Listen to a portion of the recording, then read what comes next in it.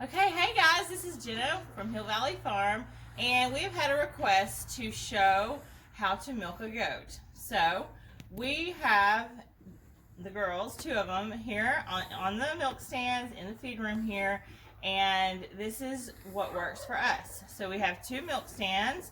Coco is on the first wooden one, and Karma is on the second metal one. So it's really nice if you can get two milk stands so that you can have two of them kind of going at once. If you have help, it's also really nice if someone else is milking alongside you. A lot of times that's just not the case because the kids are in school. So I'm going to show you guys our routine and exactly how to milk a goat. So let's get started. Ready?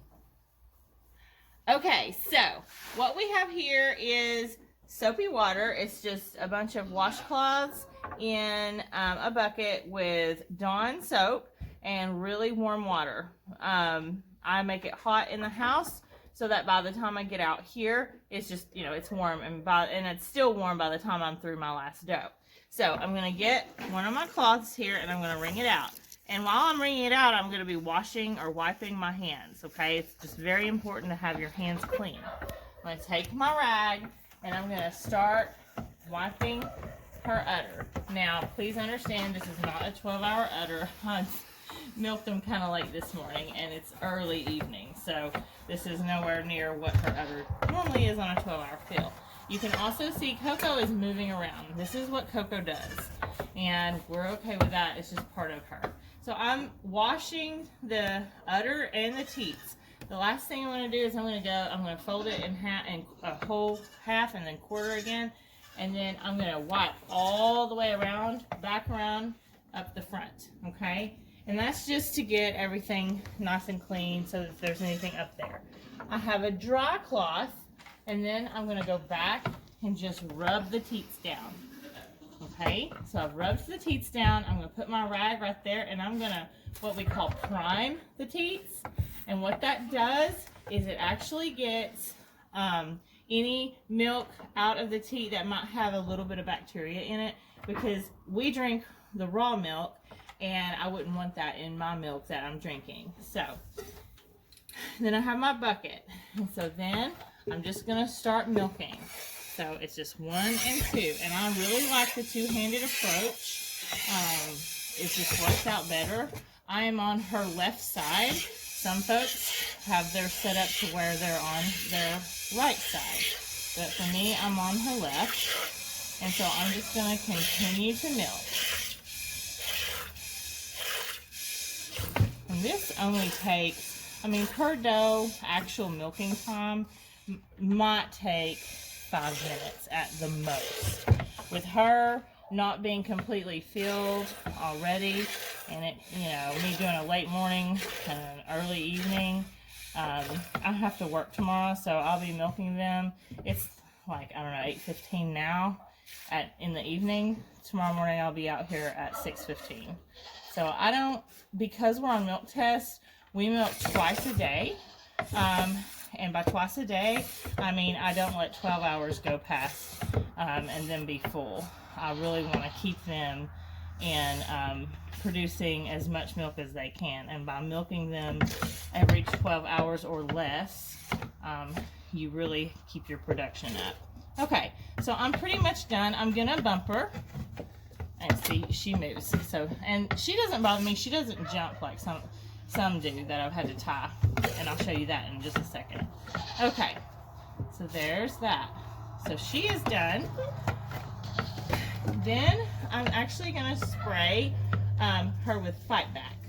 And so this is actually something new that we're trying this year, and so far it has worked wonderfully. So this is Fight Back. I think I got it. Oh my gosh. I don't know if it was, I think it was Premier One. So I'm just going to spray, and she's done. The reason why we do that is if they do not have kids on them, if they have kids on them and they're nursing, that's not needed because the kids are just constantly nursing. That's for keeping bacteria out until the orifices can close up, because the orifices are still they're still open, or they're not now, but they were when I got done. Once you spray this, the whole idea is it's a teat disinfectant, but it also is very cold. and it makes the orifices close. So I really like that. Okay, so this is Karma, and Karma jumps around, or at least she really did in the beginning. She's a first freshener as well, and a lot of times when they're first fresheners, you just need something to keep them in place. So what I have here are 2 ropes. One is very sad. You can see it's fraying and all that.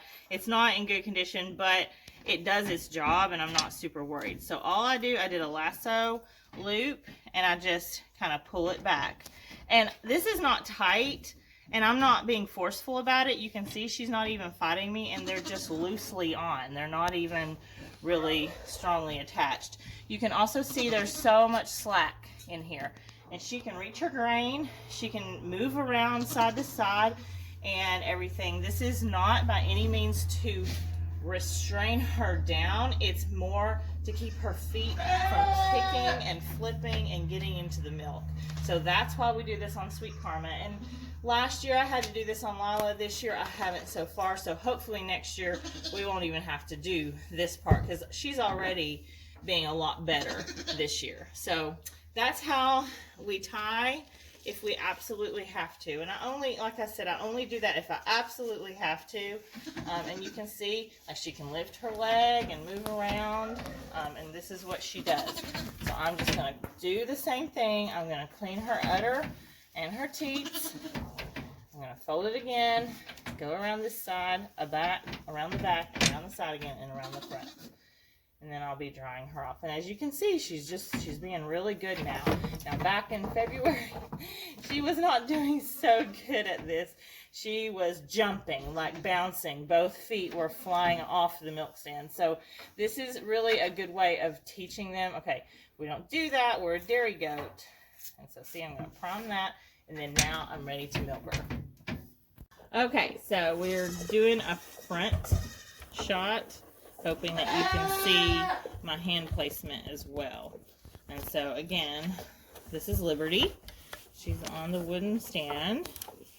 She's the 3rd one that we milk. And so I'm going to wipe her off. She's a first freshener too, but this little lady is very, very sweet, easy to work with. I'm going to scoot over just a little too close tonight. And just so easy to work with. So I'm going to prime it. And clean that up. Alright, now I am going to put my hand down here, and my right hand is on her right side, and my left hand is on her left side. And I'm just going to go back and forth. Now, I am starting up here, like above where the teat really starts. I'm actually on the udder, and I'm literally rolling like this. Okay? Same thing down here. It's different if you're right-handed. The left hand can sometimes be weird.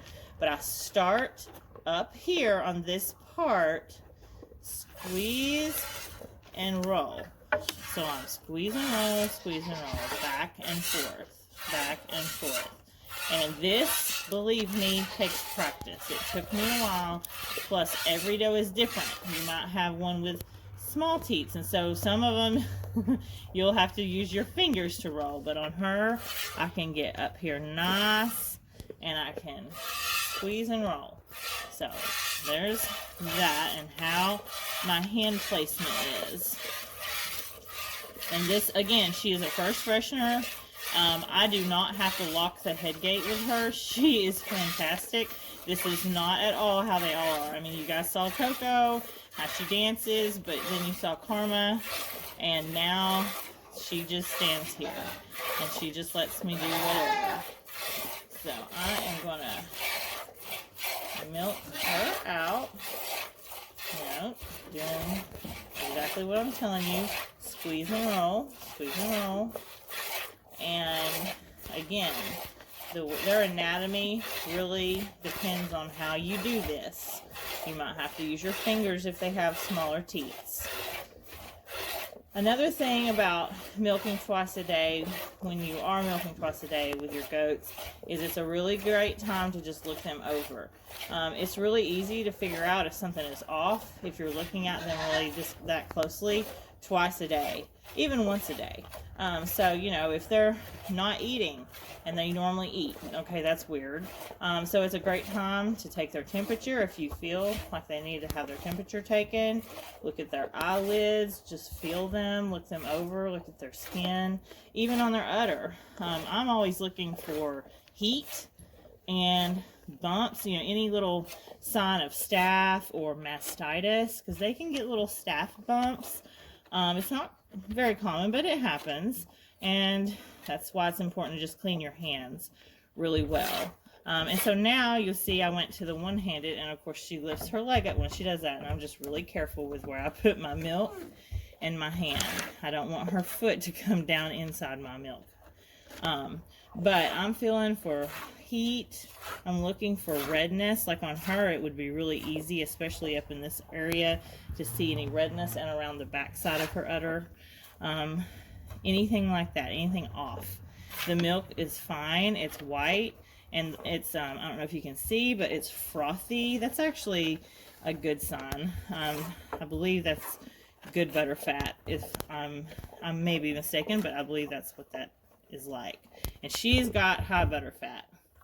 We feed these girls a mixture of milk enhancing pellets. It's a goat feed, a goat ration. It's like a sweet feed, black oil sunflower seeds, and we mix it all together. I also feed alfalfa pellets. They get alfalfa hay and good quality orchard grass hay. So as you can see, she's done. I've bumped her, and I also will go higher up on her udder to feel and see if I feel any, and I don't. She's pretty empty. So now, shake my fight back, take the lid off, and I hold it about a 1/2 inch away, spray, and then she's done. Okay, so because we are feeding some kids with a bottle, I have my strainer, and it has a little, I've already put some milk in here, but it has a little white disc. It's like, you can get it on Amazon, and I put the disc down in there. It's like for a mini strainer, and I just pour my milk, because even though we shave, we do an udder shave, and we clean them, still some hair, dirt, you know, some things can get in there. So I'm straining the milk, and it comes out, and then while it's straining, we have a barn cat that loves goat's milk, so I actually cover it with the lid from this. So that's why we do that. Okay, so every milk stand is different depending on what you have. This one is just a simple metal one, and it lifts up, and I can pull it out, and so now she's out of the head gate. And so then she's gonna go, and I have Gloria, who is next in line, and Gloria knows she's next. Sometimes she gets confused as to where she's supposed to go, but she'll figure it out. Come on, up here. Yeah, come on. All right, now, the reason she does that is because I milk my goats in the order that I always have.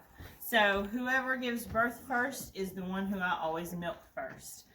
So if it's Coco, Coco is the one that freshened for us first this year. So she's the first one that I milk. Karma was the second one to freshen, so she's the second one I milked. And so on and so forth. So Liberty was third, Gloria was fourth. And so then they know their order if you always have the same order of goats. So you're not trying, now at first it's hard because they all want to come in at once, and you know, but just stay with that order and they will learn. Like I used to have Lily busting down the door. Well, I don't have that now. And Mercy knows that she's right after Liberty. So Mercy was actually at the door, but she didn't push her way through. So it's just really important. I'll show you over here on this milk stand how it's made. So it's all wooden. My goat mentor, friend, and neighbor, Patty Treese, I believe built this. She did a really good job. We lifted it up a little bit because Nigerians are short. And so I didn't want to have to be bending down way down because they're short. I want them to kind of be at my level if I'm sitting down. And so we have a ramp that my husband built for them to be able to get on and off because it is higher up than normal stands. right here, it's just as simple. You pull the little screw out and the head gate releases. Now, if you'll notice up here, I have two. So this is for the adults. And so they haven't, you know, you don't want to like make it really tight. But if I have a kid up here, it'll go in this hole, because if they're too large to hold while I trim their hooves, I can't do that. So I have to put them on a stand. And so that's why we have the two holes. So if I release this, and like I said, you know, she doesn't care. She would stand there and eat no matter what we did. Her and Lily are the exact same way. So then I will get her off the stand and I'll get Mercy up here. But that is how we milk. Please, if you have any questions, feel free to ask in the comments. I'm always up for answering questions. And like I said, we changed our cleaning routine. I used to use a chlorhexidine solution before I milked with a baby wipe and everything. And I just felt like it was really drying to the udders. And so this is how I'm doing it this year, and so far so good. I haven't had any problems. I didn't really want to change because why fix it if it's not broke, but I did not love dry udders and my dry hands. So this soap solution is a lot better, and I still have chlorhexidine because that's what the Fight Back is. It has chlorhexidine in it, but you have to have something to spray the teat so that you don't get the mastitis. So this is our friend this year, and we'll see how it does for the rest of the year. Again, if you have any questions, please ask in the comments, and thank you so much for watching.